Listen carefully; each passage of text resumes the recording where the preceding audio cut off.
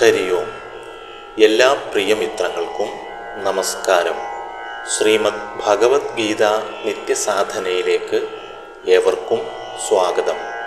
അറിവ് സംസ്കൃതിയുടെ നിറവ്.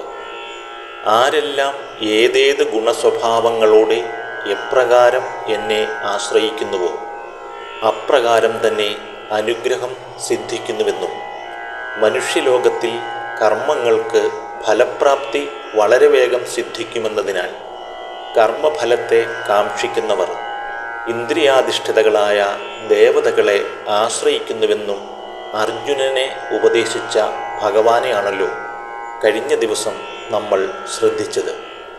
ജ്ഞാനകർമ്മ സന്യാസ യോഗത്തിലെ 13, 14, 15 എന്നീ ശ്ലോകങ്ങൾ ഇന്ന് നമുക്ക് ശ്രദ്ധിക്കാം.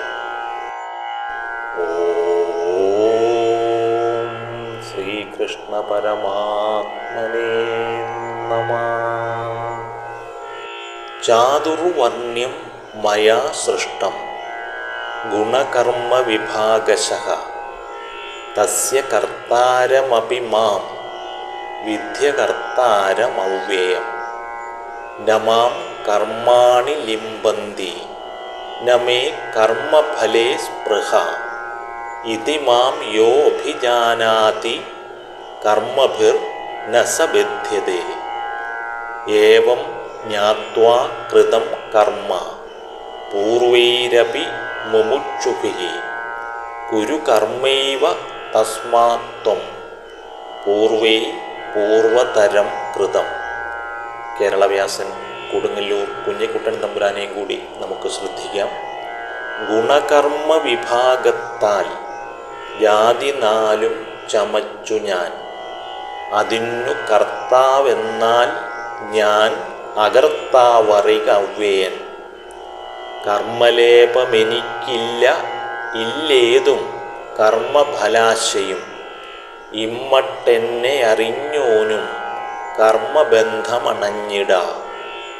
എന്നറിഞ്ഞും ചെയ്തു കർമ്മം പണ്ടുള്ളോർ മോക്ഷകാംക്ഷികൾ, അതിനാൽ ചെയ്ക നീ കർമ്മം പണ്ടുള്ളോർ പണ്ടു ചെയ്തതാം. ചാതുർവർണ്ണ്യം മയാ സൃഷ്ടം ഗുണകർമ്മ വിഭാഗശഃ തസ്യ കർത്താരമപി മാം വിദ്ധ്യകർത്താരമവ്യയം. ന മാം കർമാണി ലിംബന്തി ന മേ കർമ്മഫലേ സ്പൃഹ ഇതി മാം യോഭിജാനാതി കർമ്മഭിർ ന സ ബധ്യതേ. ഏവം ജ്ഞാത്വാ കൃതം കർമ്മ പൂർവൈരപി മുമുക്ഷുഭിഃ കുരു കർമ്മൈവ തസ്മാത് ത്വം പൂർവൈ പൂർവതരം കൃതം. ഗുണകർമ്മ വിഭാഗത്താൽ ജാതി 4 ചമച്ചു ഞാൻ, അതിനു കർത്താവെന്നാൽ ഞാൻ അകർത്താവറികവ്യയൻ. കർമ്മലേപമെനിക്കില്ലേതും കർമ്മഫലാശയും, ഇമ്മട്ടെന്നെ അറിഞ്ഞോനും കർമ്മബന്ധമണഞ്ഞിട. എന്നറിഞ്ഞും ചെയ്തു കർമ്മം പണ്ടുള്ളോർ മോക്ഷകാംക്ഷികൾ, അതിനാൽ ചെയ്ക നീ കർമ്മം പണ്ടുള്ളോർ പണ്ടു ചെയ്തതാം. ഗുണം, തജ്ജന്യമായ കർമ്മം എന്നിവയെ അടിസ്ഥാനമാക്കി 4 വർണ്ണങ്ങൾ എന്നാൽ സൃഷ്ടിക്കപ്പെട്ടതാണ്. അവയുടെ സൃഷ്ടാവാണെങ്കിലും ഞാൻ കർത്തൃത്വമില്ലാത്തവനും മാറ്റമില്ലാത്തവനുമാണ് എന്നറിയുക. കർമ്മങ്ങൾ എന്നെ മലിനപ്പെടുത്തുന്നില്ല, കർമ്മഫലത്തിൽ എനിക്ക് ആഗ്രഹവുമില്ല. ഇപ്രകാരം എന്നെ അറിയുന്നവൻ കർമ്മങ്ങളാൽ ബന്ധിക്കപ്പെടുന്നില്ല. പൂർവികരായ മുമുക്ഷുക്കൾ കൂടി ഇപ്രകാരം അറിഞ്ഞിട്ടാണ് കർമ്മം അനുഷ്ഠിച്ചിരുന്നത്. അതുകൊണ്ട് പൂർവികർ പണ്ടു ചെയ്തതുപോലെ തന്നെ നീയും കർമ്മം ചെയ്താലും. മനുഷ്യരെല്ലാം ഒരേ ഗുണഗണങ്ങളോട് കൂടിയവരല്ല എന്ന് നമുക്കറിയാം. ഏതെല്ലാം രൂപഭാവങ്ങളോടെയാണ് മനുഷ്യ സമൂഹം കാണപ്പെടുന്നത്. സൃഷ്ടിയിലുള്ള കാലകർമ്മ സ്വഭാവം മാത്രമല്ല, ഭൂപ്രകൃതി, ആഹാരനീഹാരങ്ങൾ തുടങ്ങി അനവധി കാര്യങ്ങൾ സൃഷ്ടിയുടെ വളർച്ചയിൽ, സ്വഭാവ രൂപീകരണത്തിൽ സ്വാധീനം ചെലുത്തുന്നുമുണ്ട്. മനുഷ്യൻ്റെ ഗുണസ്വഭാവങ്ങളും അതിനെ അടിസ്ഥാനമാക്കിയ കർമ്മത്തെയും മുൻനിർത്തി മനുഷ്യരെ 4 വിഭാഗമാക്കി വിശദമാക്കുന്ന ഭഗവാനെയാണ് 13-ാം ശ്ലോകത്തിൽ നമ്മൾ കണ്ടത്. ഗുണസ്വഭാവങ്ങൾക്കനുസരിച്ച് കർമ്മവും ഉദ്ദേശലക്ഷ്യങ്ങളും വ്യത്യാസപ്പെടുന്നുണ്ട് എന്ന് പറയേണ്ടതില്ലല്ലോ. ഇന്ദ്രിയ നിഗ്രഹവും മനോനിയന്ത്രണവും കൈമുതലായുള്ള ആത്മജ്ഞാനികളാണ് ആദ്യത്തെ കൂട്ടർ. രണ്ടാമത്തെ കൂട്ടർ ധൈര്യവും ശൗര്യവും കൈമുതലാക്കി രക്ഷണം എന്ന കർമ്മത്തെ കർത്തവ്യമായി കാണുന്നവരാണ്.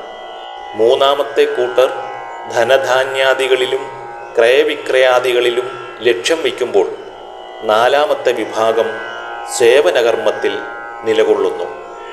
ഒരു സമൂഹത്തിൻ്റെ സുശക്തമായ വളർച്ചയ്ക്കും ഉയർച്ചയ്ക്കും ഈ 4 വിഭാഗത്തിൻ്റെയും പരസ്പര സഹായം അത്യന്താപേക്ഷിതമാണല്ലോ. നമ്മുടെ ശരീരത്തിലെ അവയവങ്ങളെപ്പോലെ എല്ലാറ്റിനും സുപ്രധാനമായ പങ്ക് സാമൂഹ്യ ശരീരത്തിന് നൽകാനുണ്ട്.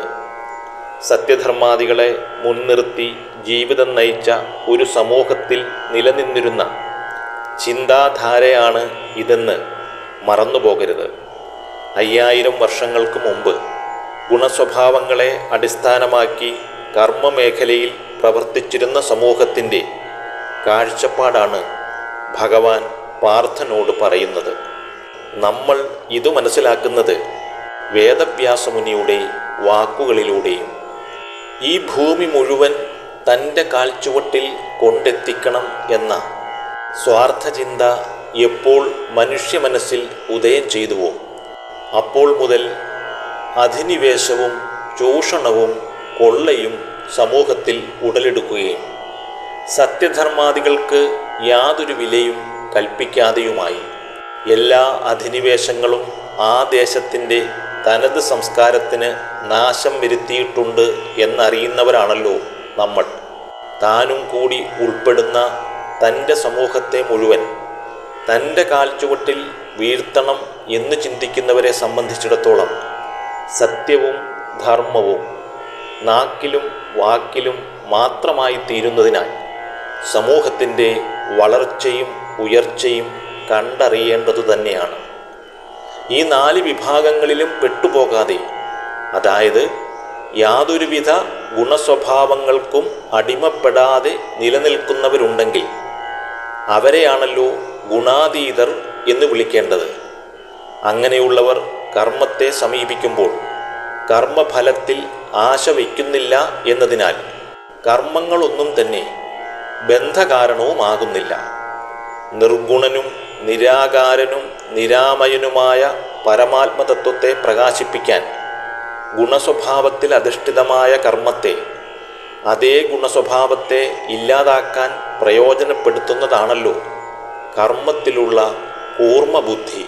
സത്യധർമാദികളെ ജീവിതത്തിൻ്റെ ലക്ഷ്യവും മാർഗവുമായി സ്വീകരിച്ചവർ കർമ്മമാർഗത്തെ കർമ്മബന്ധം നശിപ്പിക്കാൻ ബുദ്ധിപൂർവം പ്രയോജനപ്പെടുത്തുന്നവരാണ്. അഖണ്ഡ സച്ചിദാനന്ദ സ്വരൂപമായ പരമാത്മതത്വത്തിൻ്റെ അംശമാണ് താനെന്നും തന്നിൽ നിന്നും ഉത്ഭവിച്ച ഗുണസ്വഭാവത്തിനനുസരിച്ചാണ് ജന്മവും കർമ്മവും സ്വീകരിക്കേണ്ടി വരുന്നത് എന്നും തിരിച്ചറിയുന്ന വ്യക്തി ഗുണസ്വഭാവത്തിൻ്റെയും കർമ്മത്തിൻ്റെയും ബന്ധനത്തിൽപ്പെട്ട് വീണ്ടും ജന്മമെടുക്കാൻ തയ്യാറാവില്ലല്ലോ. ആ തിരിച്ചറിവ് നേടി ജീവിതം നയിച്ച ജ്ഞാനികളായ പൂർവികന്മാരുടെ കാലടികളെ പിന്തുടരാൻ പാർത്ഥനെ ഉപദേശിക്കുന്ന പാർത്ഥസാരഥിയുടെ തുടർന്നുള്ള വചനങ്ങൾ അടുത്ത ദിവസം നമുക്ക് ശ്രദ്ധിക്കാം. എല്ലാ പ്രിയമിത്രങ്ങൾക്കും നന്ദി, നമസ്കാരം. ഹരി ഓം.